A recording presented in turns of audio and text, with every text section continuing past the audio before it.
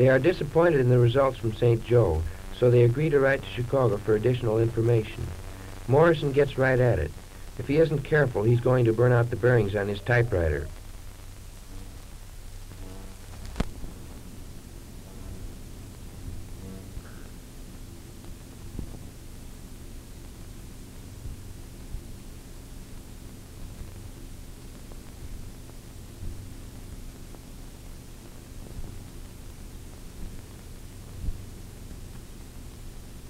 Chief Norton of the Chicago Detective Bureau wrote to Sheriff L.C. Hoover instead of to Morrison, so the amateur detectives were forced to take another person into their confidence.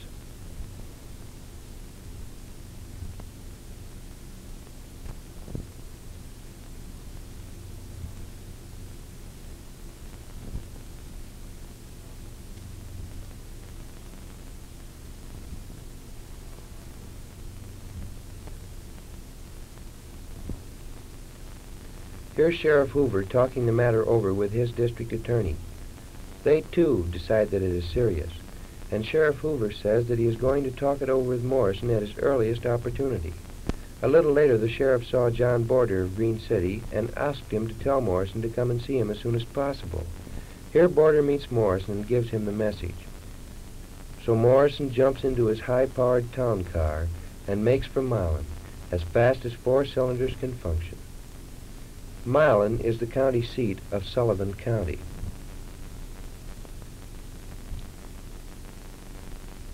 Morrison loses no time in getting to the sheriff's office.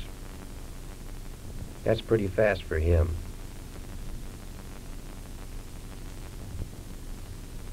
The sheriff shows him the letter, and Morrison tells him to keep absolutely quiet about it.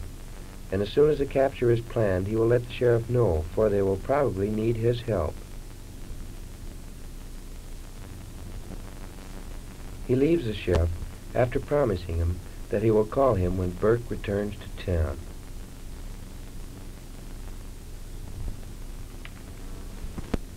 Morrison has decided that he wants someone else to identify Burke by his picture. So he shows it to Miss Beale and asks her if she has seen anyone who resembles it. Miss Beale says that it looks a great deal like Bonnie Porter's husband, who is in the habit of stopping at the store in which she worked for ice cream and candy. This conversation relieves Morrison, for the more sure he is that this is really Burke, the more comfortable he can be.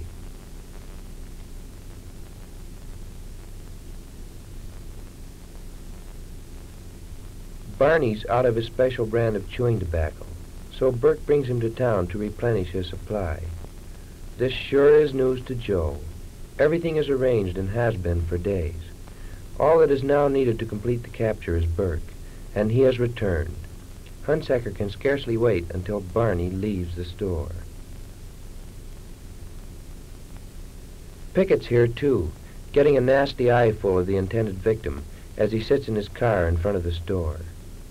Pickett has just been informed of the complete plans for the capture. I'll bet Hunsaker is already figuring as to how he is ever going to spend all of the reward money, some $90,000. As a matter of fact, all Joe ever got of it was $250. The rest never materialized for various reasons. Joe tells Pickett that they'll probably have to work that night.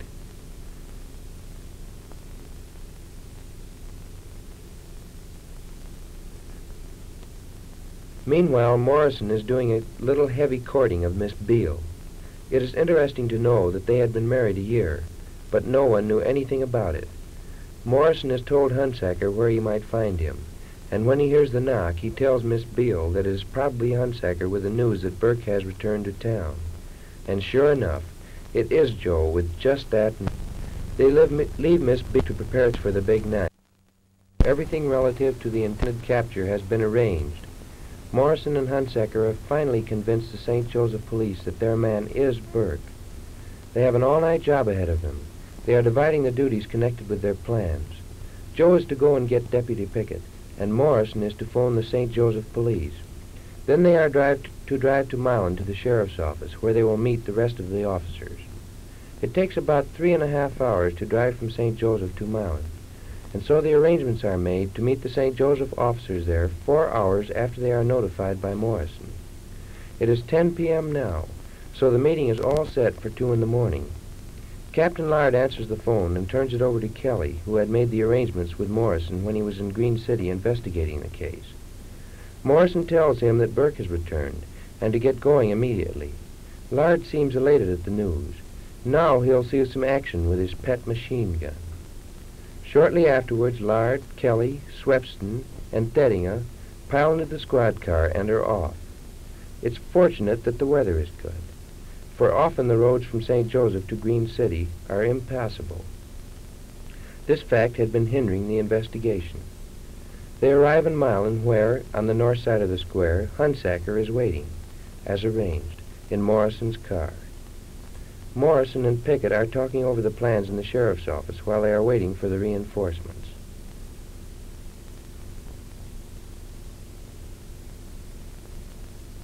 Joe certainly is glad to see them.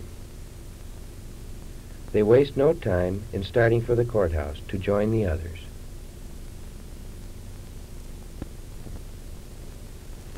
Promptly at 2 a.m., they reach the courthouse. Morrison has been pondering for days over the actual plans for the capture. I might say here that those plans were exceptionally well drawn. The thing went off without a hitch due to their excellence.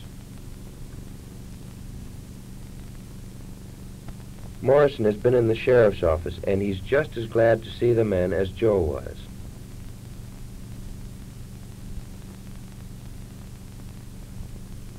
Greetings and introductions are exchanged. Burke certainly wouldn't be sleeping comfortably if he knew this little mass meeting was convening and what their plans were. Morrison is explaining the plan of action. The map shows the Porter farm where Burke was living and the roads that they were to use in reaching it.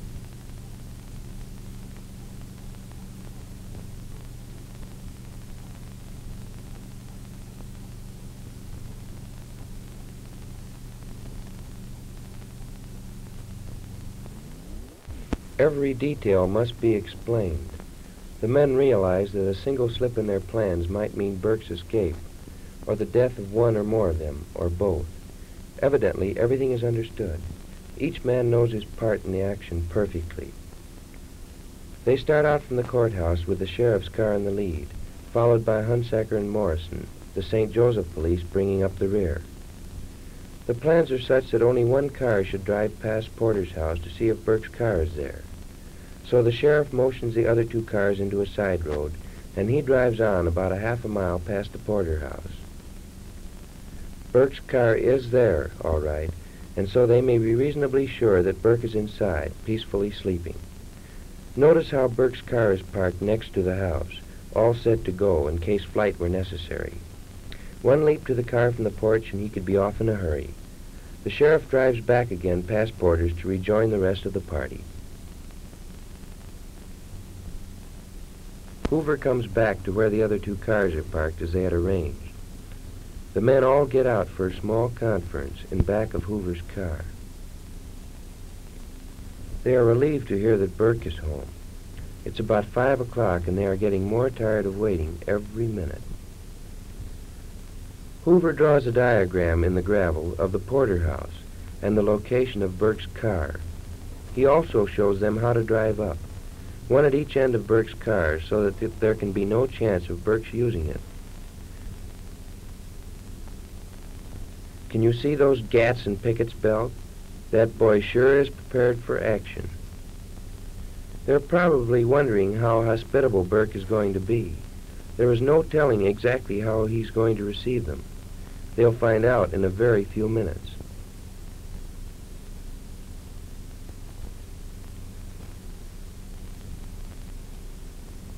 So off they go.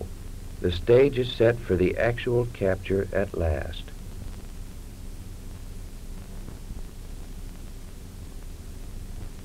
Notice how smoothly the sheriff and the St. Joseph delegation box Burke's cars with theirs. Morrison and Hunsaker are watching from a distance. There is still some doubt as to whether it is really Burke or not, and they would rather not be identified with their detective work until they are sure, and you can't blame them. Hoover knocks at the door. Inside, Mrs. Porter is sleeping with her small daughter. She hears the racket first and tells Barney to get up and see what it's all about. Barney hates to stir. He's so sleepy, and it's so early, but he manages to move himself. He looks mad, and who wouldn't be? Here's Captain Lard in the heavy artillery. He looks as if he were all ready for action. This Burke is no common fellow to catch. He has a reputation for shooting plenty. Hoover is getting a little impatient, so he knocks again, and finally Barney comes to the door and lets him in. Officer Teddinga is all set for action at his corner of the house. Burke never could penetrate this lineup and remain alive, and they are waiting for him to try it. Burke awakens rather suddenly to stare into the muzzles of 4 revolvers. It would have been suicide for him to attempt any move to escape. They tell him to get up and be quick about it. He looks bewildered. It must have been an awful shock to him. They're awfully nice about helping him on with his clothes. He asks them what it's all about, and of course protests his innocence of any crime, anywhere, at any time. Here's Officer Keller covering his section of the battlefield. Burke, all dressed, wants his coat. It's lucky they looked in the pockets. Look what's there. There goes Burke's last chance of escape. He's certainly in the hands of the law, if anyone ever was. The procession files out of the front door, led by Porter and his good friend Sheriff Hoover. Hoover tells him that he hates to do it, but law is law, and he has to do his duty. Of course, Porter still believes Burke innocent.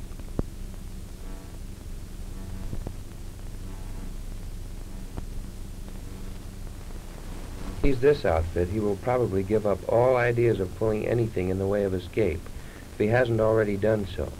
He knows how these things shoot, by experience. It's novel for him to look over one at the operator, rather than as the operator. The tables are completely turned. Burke is escorted to the St. Joseph squad car. The men haven't let up at all in their carefulness. They have this guy, and they're not going to lose him. Burke calls Barney over and asks him to get a lawyer in St. Joe. Evidently, Barney is still puzzled as to just what's up. He won't believe that Burke is a criminal. For the purpose of paying the lawyer, Burke gives Barney $220, 2 $100 bills, and 2 10s.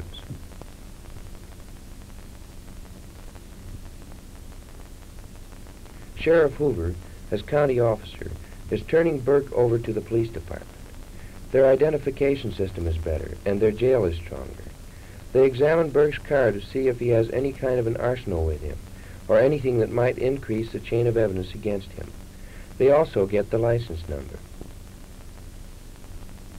Mrs. Porter asks Swepson what they are going to do with Burke, and he tells her that they are taking him to St. Joe. So she goes over to Hoover and asks him, as a friend, to go with Burke and see that he is treated fairly. Hoover tells her that he is sorry, that it is impossible. His hands have been washed of the matter entirely.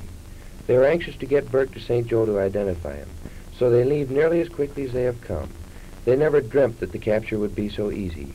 Burke was as docile as a lamb all the way through, and not a single shot has been fired.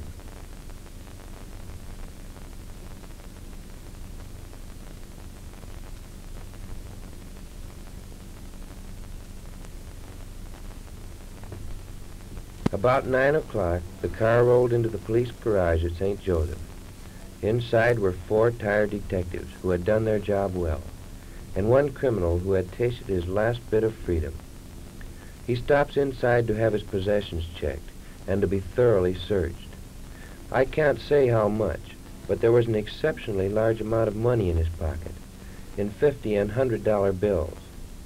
The officers are anxious to get him to the Bureau of Identification.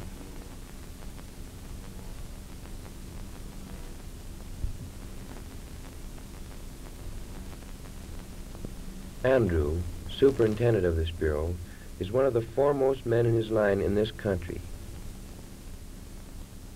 They are about to set about